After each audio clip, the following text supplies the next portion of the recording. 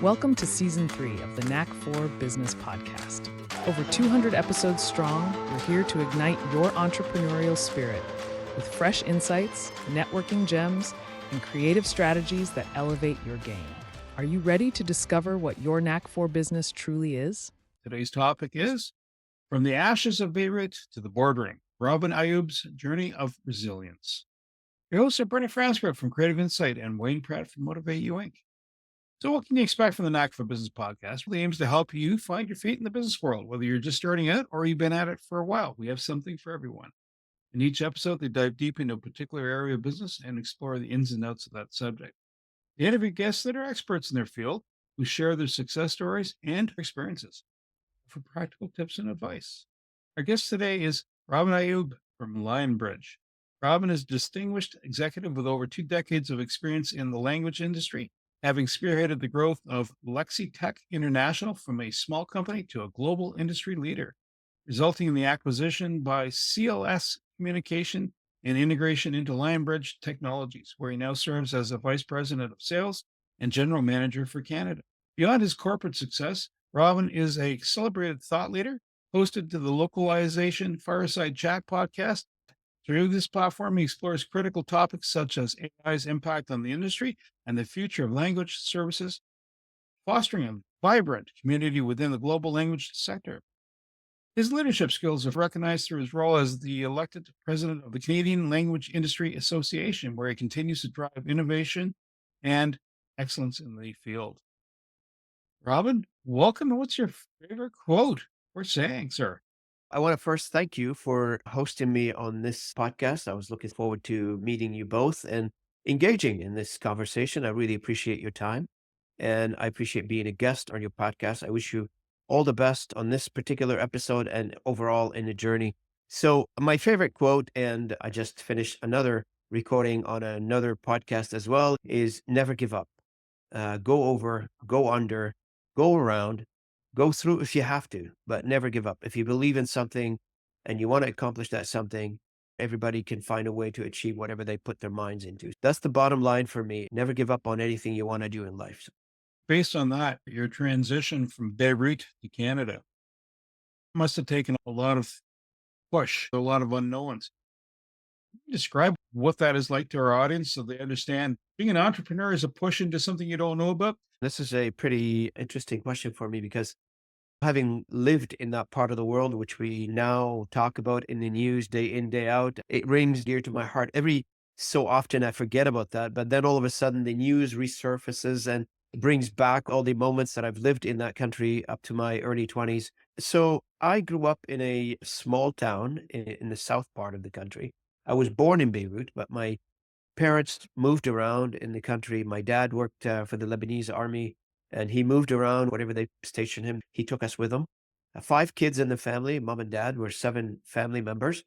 When I was 8, my younger brother was born, and the year he was born, the Civil War started. We started accelerating the moving around because of the Civil War. Where the Civil War gets hot, we moved to another town. During that movement around, we ended up back in Beirut again. And this is where I was in my young teenage years, 13, 14 years old. What got embedded into my personality, into my business DNA since I was a kid, I had to grow up fast. I remember there is no time for living the chasing the butterfly kind of a young age kid. At the age of 7, 8 years old, we had to learn to stand up on both feet and find a way to survive, find a way to make a living for the rest of my siblings, mom and dad. They didn't have a lot of money. We come from a poor family. There's no such thing. We come from a very poor family. Dad is living off of an army salary, which is nothing. And there's like 5. How do you survive?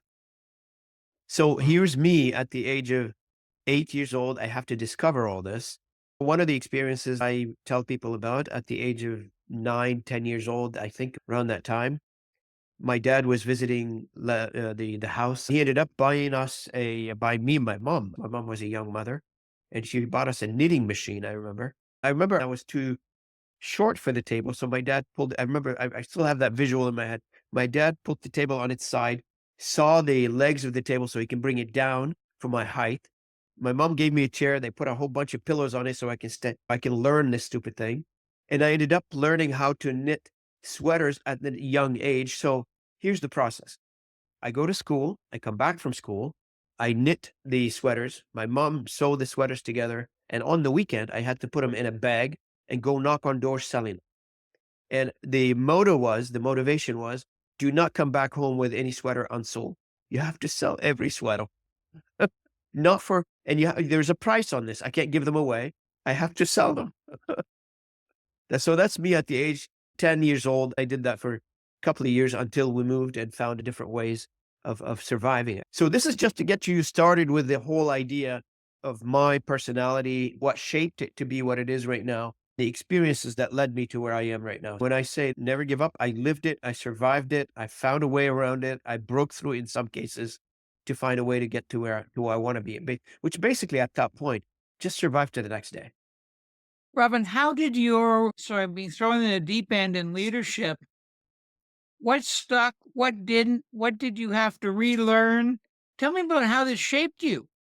So when I got to Canada, I did speak English, zero. I spoke French and Arabic. Here's a challenge. I landed in Atlantic Canada, which I thought I would be okay communicating. I found the French acceptable, but I found it a lot easier for me to learn another language, to be honest with you, because I need to work in that language. I need to understand that language. First, you need to learn fast and talk about leadership. In leadership, a lot of times people like, oh, I got to take a course. I got to go to university, study 3-4 years. Yeah, you got to do that. But in some cases, you got to learn on your feet. You got to learn fast. You got to adapt to new environment. You got to reskill yourself on the fly. There is no time to waste. One of the big challenges for me is to learn the language of the work that I'm going to be doing or where I'm going to be employed. One of the things that I keep working with my staff now, and I work my previous companies that I worked with, the staff I worked with before, is resiliency in terms of knowing, in terms of learning, in terms of updating the knowledge that you currently have. There is no time for people to feel sorry for themselves. Time is very precious. You got to keep learning, keep moving forward. If you listen to some of my podcasts, the conversation today is about AI and how people are worried and scared about AI. I keep saying, look, it's a competition between the people that knows AI and the people that don't know AI. That's the fundamental point. AI is not going to replace anybody. It's going to replace the people that don't know it. And that has been the case in anything that we've learned, in anything that I've learned throughout my life, my career, etc. It's either I learn it or somebody else will replace me that knows it better. The immediate takeaway I'm getting from the life experiences to where you're at now. My parents immigrated to Canada and they found certain things the same and some things not at all the same.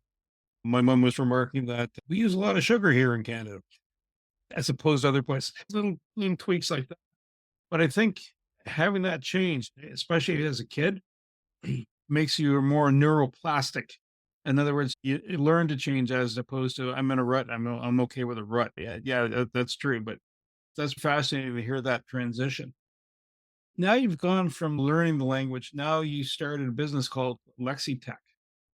How did, how did, what made you go, that's a ticket? And then how did you scale it? So before I started with LexiTech, Bernie, I was a technologist. I was in the technology business. I've done everything from being a system engineer for a telecom company to being a programmer this is where I graduated from. I did my degree in Lebanon in computer science, but doing a degree in the middle of a civil war in a country in computer science, what are you learning? Everything I've learned in that degree is completely evaporated by the time I hit the border in Canada. The computers are different, the system is different. And then we're talking about 80s, 90s. Talk about today, even today's graduates, they're graduating and they're saying, what did I learn? And they're coming to find the real life a little bit different. I was coming back from a business trip and I was on a flight heading home. I was living in Moncton at the time. And the individual sitting beside me on the plane happened to run a company in the translation industry. When the idea of working for a language company was introduced to me, I thought it was either a programming language or I didn't know like there was an industry to translate content from one language to another because I was not exposed to it. My first conversation about the topic was with that individual. 2 hours later, I worked for a company in the translation business. And my job was, as a business development, head of business development for that company, is to grow the company, obviously. How do I grow this company? So my question was to myself and to everybody around, what is the expectation? What is the business plan? Where do you want to go from here? Obviously, I'm asking question in a very call it progressive way, trying to get to where we want to go and want to know how am I going to get there. So the business plan was given to me. We need to reach X by 5 years. How do we get there? Now that's my job. This company is based in Moncton. In order for us to get to where we want to go, we want to blow the doors out of this thing, and we want to get to where we want to go very quickly. 5 years is not a long time. And when I come from the technology industry, I'm thinking like, you know, I used to work in an industry where the item used to sell is $250,000 to $1 million deal. And now we're coming to an industry where we sell things per word, and the per word rate is like $0.25 per word. Like, how many of those I have to sell to get to $20-30 million business plan that we want to get to at the end of 5 years? So it's a bit of a challenge. So my style has always been in business development has been always go hard at the top of the ticket you're trying to sell. Identify the target. Don't start at the bottom, start at the top and see where you end up. I made a few phone calls. I remember the first account I won, it was maybe a strike of luck at the time. Things are repeatable then, but they're not repeatable now. The environment has shifted back then. Maybe it's doable now, but less likely. Within about a couple of weeks, I landed the first customer. We're billing them close to about $1 million a year. So that was unheard of back then. You win a customer that's $1 million a year, a normal customer without the government actually giving you a contract that is worth $20-30 million over 5-6 years. It's unheard of. And I started repeating this exercise. Within 5 years, as my bio says, we're now at a critical mass as a company that the owner started looking to sell the company. And at the time, that company was owned by the Irving family out of New Brunswick. So they wanted to sell it. They ended up selling it to CLS Communication, where I continued to work. I was part of the deal. I don't know if anybody was been involved in buying and selling service companies at the time. You buy two things, revenue and the expertise within that revenue. So that's how I got started. That's how I grew the company and did the first transaction. Learned a lot, learned a brand new business, new product, new services. Even today, when you hire somebody, do you know the product? I just can't comprehend that question when somebody's talking to me and say, we want to sell whatever, the widget or the service. Do you know the product? It doesn't matter to me if I know the product or not. The product or services are irrelevant to me because I can learn that on the fly. The biggest question for me right now from any business development or any salesperson, how fast can you put revenue in the machine? That's the biggest question. Robin, one thing that interests me is when you're reading the business press, being on the wrong side of a merger seems to be everyone's nightmare. And you actually took your company and merged into another one. I'm interested in what you found. What was the wins? What was the, oh, I can't do this anymore? The, I wouldn't have done it like that. How did that unpack for you? When I came to join this industry, I left a very good job in the telecom business. On my way out, one of the executives I was working with told me, oh man, you're going to go work for these organizations. And he named the organization. He said, oh my God, these guys are going to be cracking the whip. They're going to be working you like a dog day in, day out. I still remember this conversation. It was in front of the elevator on the 7th floor in St. John, New Brunswick. I remember this conversation because it was embedded in who I am. He was talking about who I am as a person. Although I have a lot of respect for people, when these statements are made, it leaves a statement in your mind, in your personality. You can't forget them. I said to him, and I remember this conversation very well, if I need to work for anybody that's going to tell me what to do and how much to work and how hard to work, I will quit tomorrow because it's embedded in my personality, who I am. You don't need to tell me to wake up at 6 o'clock in the morning, start making emails and doing phone calls. That's who I am.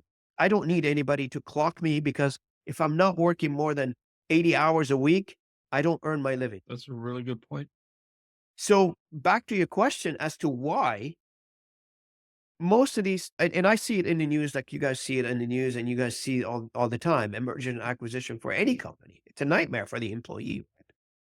If you take any company in Canada, United States, North America, and Europe, when these transactions are happening, individuals at the top of the ticket who are organizing these transactions are diagnosing the entire employee demographic for any company. And they're saying in their mind, we're going to classify them into an A, B, and C. So who are they going to keep? They're going to keep the A and the B, and they're going to probably look at to see if they have room for them, or if they don't have room for them, they'll be the first one on the chopping block. For the organization that I worked for, we only retain A and Bs, and hopefully the Bs would graduate to be an A. And that's the trajectory that we always been on. So in any of those transactions in over the years that I've been involved in my career in Canada here, is that most of the transaction I've been involved with, not many people lost their jobs. Because as a good manager, you either graduate the C's to be a B and show them the way, or the B to the A, you put them on that trajectory, or you're the individuals who are not performing, you already got rid of them. Is that process also the motivation? How do you keep them motivated during these transitions? Whether it's a merger or acquisition, or you know what, we've been out of this for 3, 4 years, having a good solid run, but there's changes coming on the horizon. Is that also part of the motivation piece? And if it is, how do you motivate them? The motivation to do better is leading by example. And again, it sounds like a repetition for me because I was just on a podcast talking about the same topic. I will never ask anybody to do something that I'm not willing to do, or I'm not willing to learn how to do it, because there's a lot of expertise I don't have. There's many people who have expertise on my team that I'm not good at. But if you were to ask me to learn that expertise and to become good at it, I'm willing to learn it, and I become good at it. So I'm not going to ask any one of my team members or any of my staff to do things that I'm not willing to learn or do, or to do it better than they do. So lead from the trenches. That's what it is.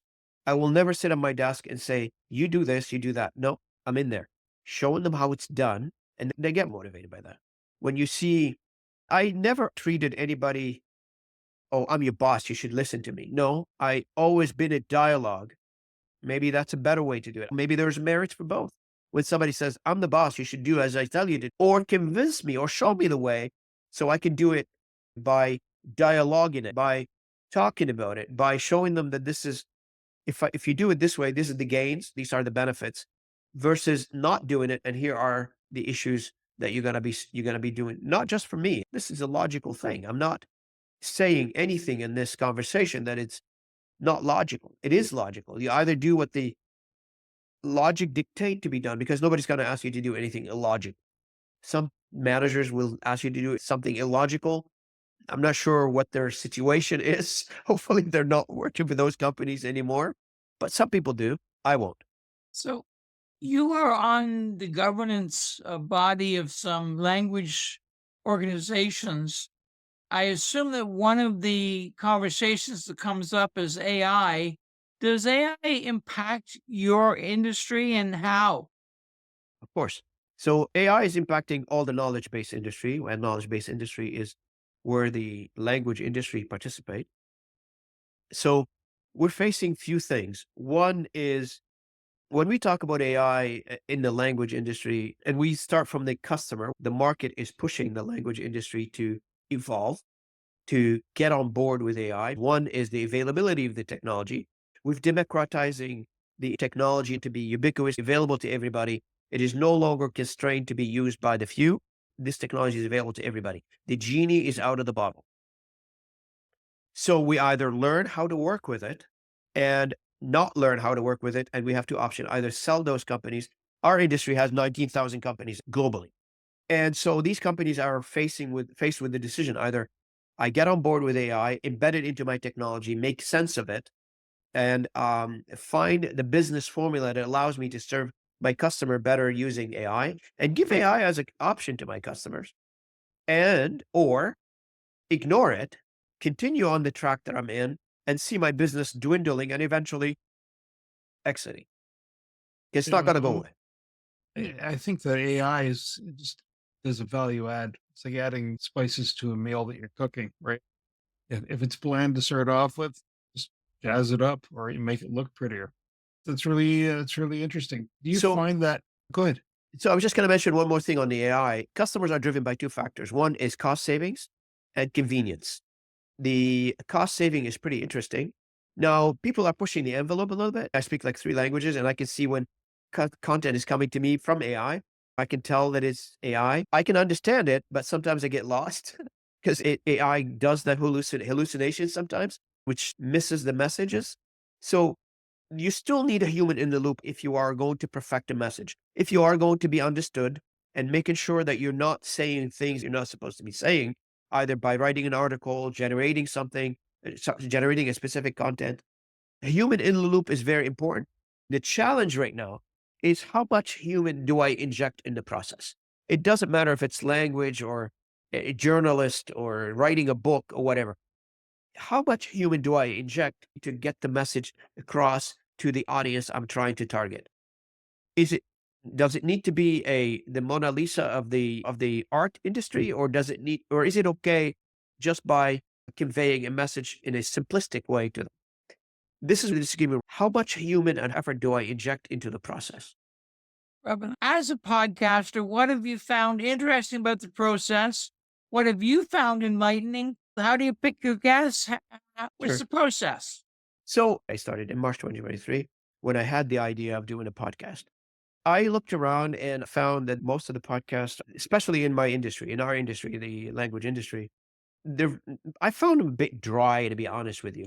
And I always thought to myself, I felt like I talk to a lot of people, and you guys probably do the same. You take people for coffee, sit at a restaurant, have a conversation, and that idea sharing in a relaxed environment, I found it missing.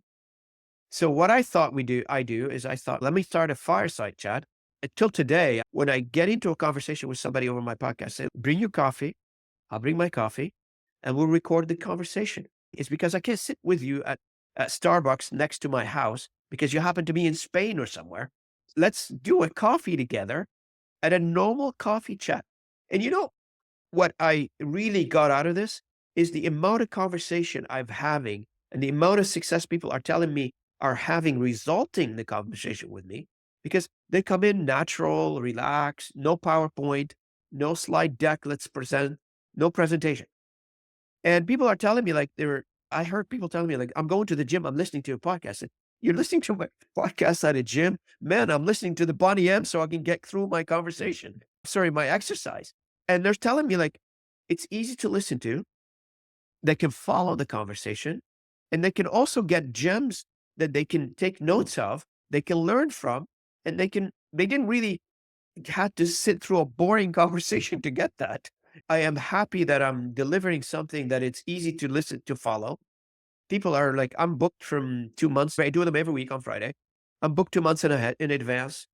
And now I'm getting people. At the beginning, I was selecting specific individuals to come and speak to me. I still do that when I want to send an invite. But now I'm getting people reaching out to me and they're saying, I would like to be on your podcast, which is great. So you've worked in small business, you've worked in bigger business, you've worked in other industries, you work in other languages. What advice would you give small business owners to scale up with? So this is one of my favorite conversation that I have. And I think somebody mentioned not too long ago that there was an award being given this year. And I think somebody mentioned that the Mentor Award, Mentor to Businesses Award, my candidacy is being put out there for it, which is great. And that's exactly what I do. I feel like after everything I've learned, I don't need anybody to pay me as a consultant to talk to these individuals. I do it for free because I love what I do.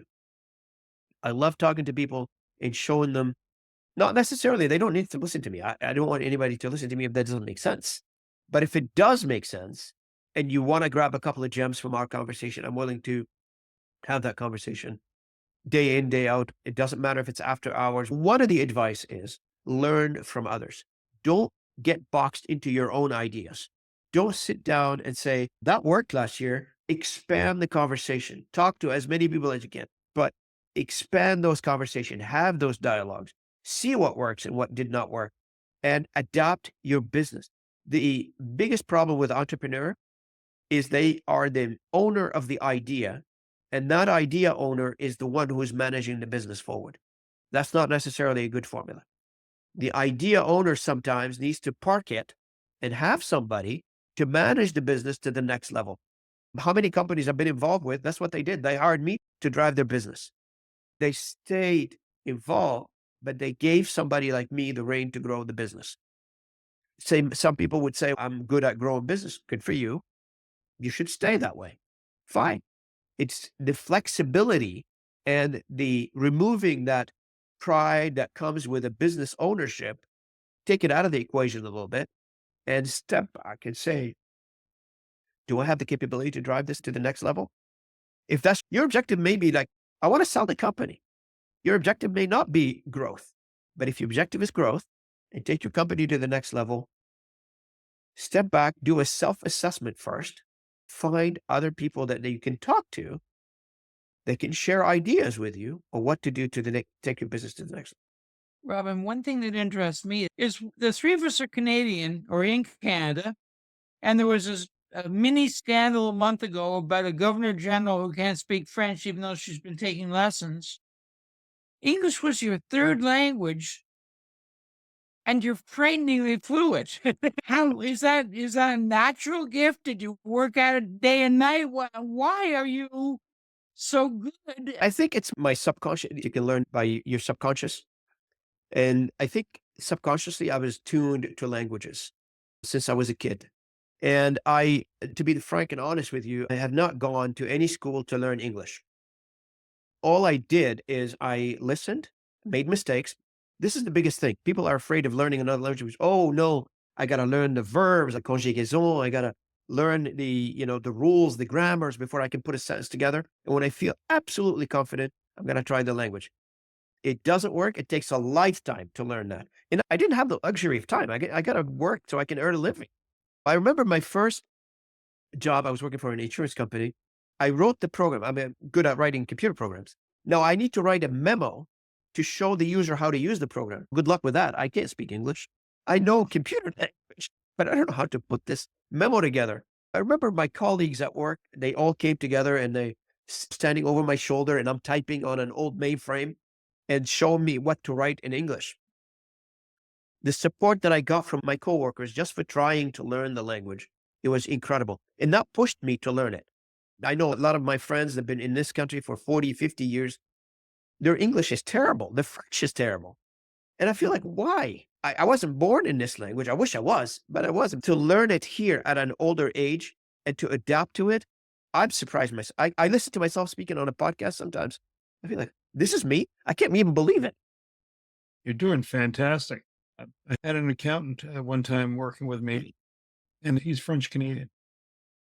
He says, Bernie, and he had a really gravelly voice. He goes, Bernie, the best way to learn it is watch The Simpsons in French. And I'm thinking, oh, okay. That's says that way. If you start watching it, you start absorbing it. But like you said, once there's a reason to focus on it, you start exercising that part of the brain. It's amazing when an individual as a human being, as a humanity, when an individual is faced with tough choice, like I'm talking tough choice. Take an example. Somebody survived a plane crash on an island. They don't know anything, and they're now on an island. And the survival instinct as a human being kicks in. And trust me, you will learn things you never thought possible because you're faced with a detriment. I remember when I was a young teenager, like 18, 19 years old, the bombing campaign continued on our area where we lived in Beirut. My dad gave me a task at 18 years old. I said, what do you want? He said, I want you to build a bunker in the backyard of the house. I have no clue what to do. I built a bunker under the house, in the backyard. It was below the surface, 5 meters below the surface. For those in feet, that's about 18 feet below the surface.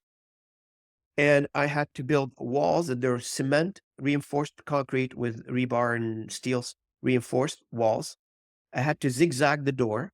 I had to layer the roof of the bunker in a way that nothing crashed on top of that thing can take it away. And that way, I did that like in the 80s.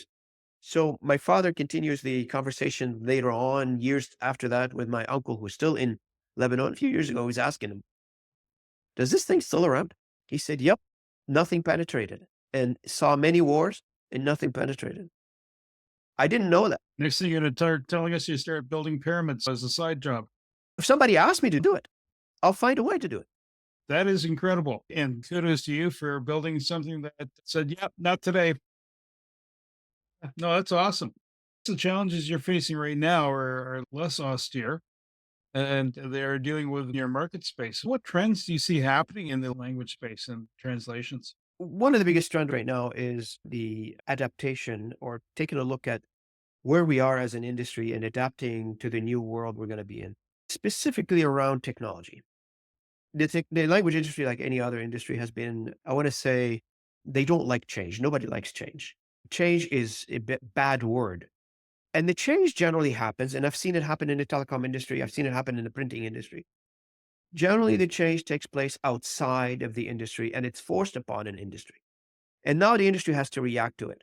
The printing industry saw this, the telecom industry, the same idea. New technology comes in or a new way of doing things comes in. And now the industry has to react to it. The language industry is no different. Most of the changes that they're going through the translation industry right now, or the language industry, it's coming from the outside of the industry, imposed on the industry. If the industry was left alone and financially the world is flourishing, nobody will do anything. Nobody would change and do anything. And I remember this article that came in last year, a couple of years ago. I can't remember when. There's this big YouTube personality who was always taking his videos and translating them to another language. And he was not happy with how long it takes, how much it costs, etc. So he said, okay, I'm opening my own artificial intelligence company and I'm doing my own translation for my own videos. So that clicked in now that if you don't meet the requirements, somebody will create it. The biggest trend right now in our industry is how do we take AI's power and harness it to make the industry better, to reinvent the industry, call it localization 2.0, to invigorate the industry, not to kill the industry. There's a huge opportunity in AI, and the industry needs to seize that opportunity.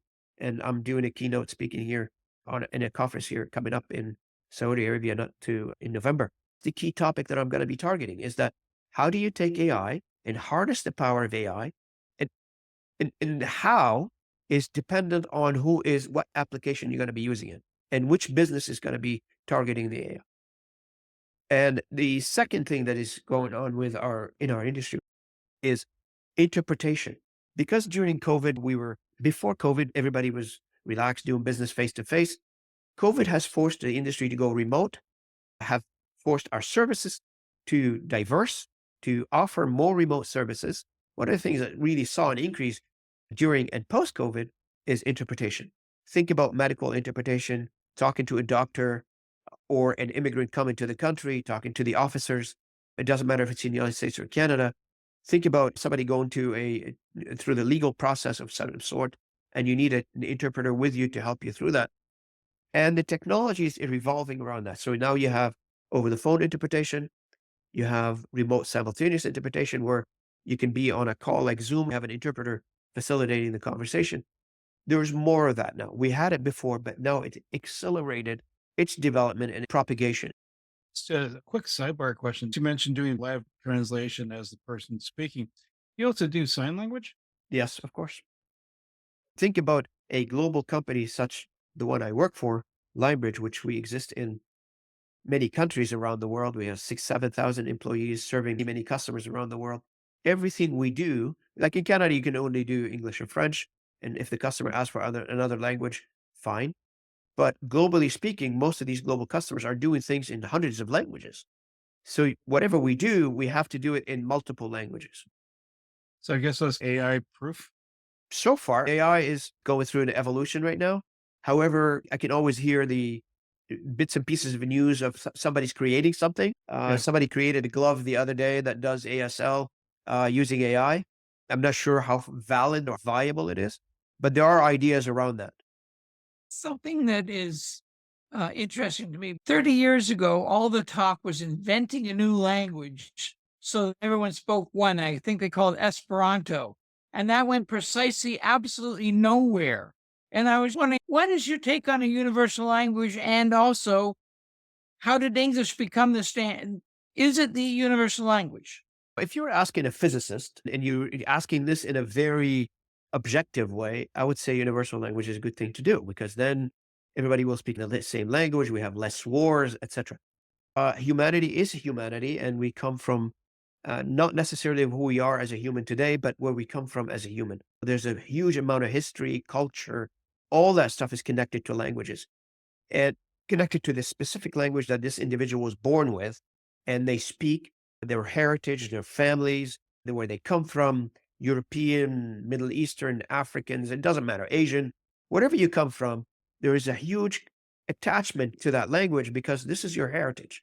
And that's how we were brought up as humanity. And that's why you need that, if you call it the bridging, that translation function that facilitate the conversation between those demographics, right? Now, if you were to say to somebody, I want you to forget your Arabic language and learn this universal language, you might find a small minority of people that will adopt that. But people are going to say, no, I want to speak the language of my ancestors. And my kid's going to have to learn and speak the language of our ancestors. It's funny you say that because there is a huge amount of effort right now being put together regarding the revival or preservation of the Aboriginal language, for instance, in Canada. Aboriginal language is a very important topic in Canada right now being discussed at a federal level, at provincial level. It doesn't matter what level it is.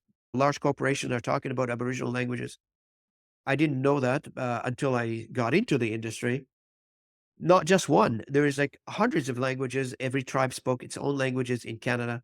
And the Canadian language is the federal government is trying to select the few of those languages and say, we're gonna adopt these few languages. But there are languages being disintegrated. Why? Is because not many people are speaking them. So AI is playing a role in preserving these languages. They're collecting these bytes, these ideas, these languages, the lexicon, and putting them into an AI function where I can now preserve those languages. I don't know if you guys had a chance to play with some of those AI tools out there. For instance, you can take somebody's voice, put it into AI, tell it to do whatever you want them to do. I tried it. It works in any language. It speaks spouse. I'm sorry? It speaks spouse. That's right. It speaks spouse. I love that. I might need that someday. I have to get out a jail card. To get out. That's right. I find two very different cultures in small business in Canada. One are basically technicians. They learn their job, and doing their job is their business. And others are a bit more what I would call pure entrepreneurs. I'm guessing from what I'm hearing, you're more of a traditional entrepreneur. Find a need, fill it, whether that's brain surgery or tell me a story. What advice do you have for entrepreneurs? Over the years, through the experiences I've had, I was able to distill all this. At the beginning of my career, I was taking a product and selling it to somebody. Now I'm looking for what is the problem and what solution do I bring? If an entrepreneur out there listening to this and you have a product or service, focus on what is the problem and what is the solution that your services or product are going to solve. People are looking for solutions. The markets are looking for solutions. Nobody is buying anything nowadays because it's nice to have. Maybe the 1%. Most of us are looking for a solution to a problem. If there are no problems, there are no opportunities. That's right. And so it's just because something ain't running right. That's a hint. It's the starting point. There's always solutions. There's always problems in this world. We have not solved all the problems out there. There's many problems that need solutions. Robin, if this sparks the interest of somebody and they go, hey, I want to reach out to Robin, how do they dial you in? My LinkedIn profile is very active on LinkedIn, very easy to reach. I've got my phone number there. I've got my email address. Everybody is welcome to reach out anytime.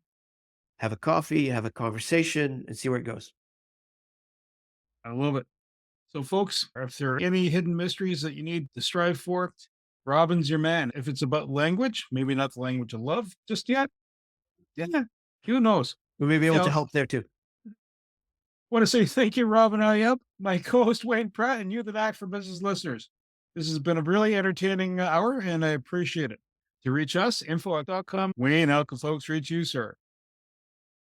Depending on which language they speak, best way is my website, motivateyou.ca, MOTIVE, the numeral 8, the letter U.ca, and my email is wayne@motivateyou.ca.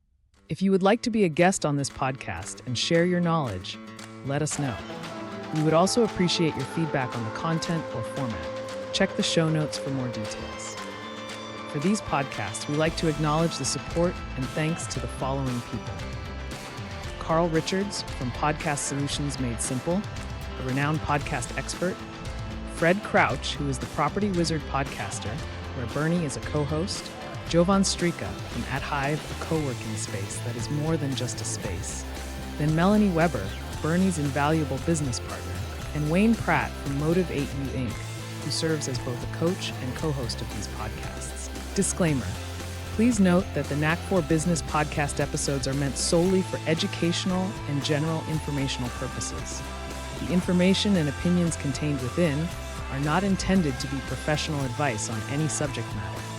The thoughts, views, and opinions expressed by the participants are their own personal beliefs and do not represent the views of the podcast hosts or any affiliated organizations. It is important to note that this podcast is not a replacement for consulting with certified experts in your area who possess knowledge of your unique situation. The hosts of the podcast, along with any participants or affiliated groups, do not take responsibility for any actions taken or not taken based on the information presented in this episode. It is highly recommended that individuals seek guidance from their own personal advisors in fields such as accounting, law, or other pertinent areas prior to undertaking any actions or making decisions that may impact their financial, legal, or other aspects of life.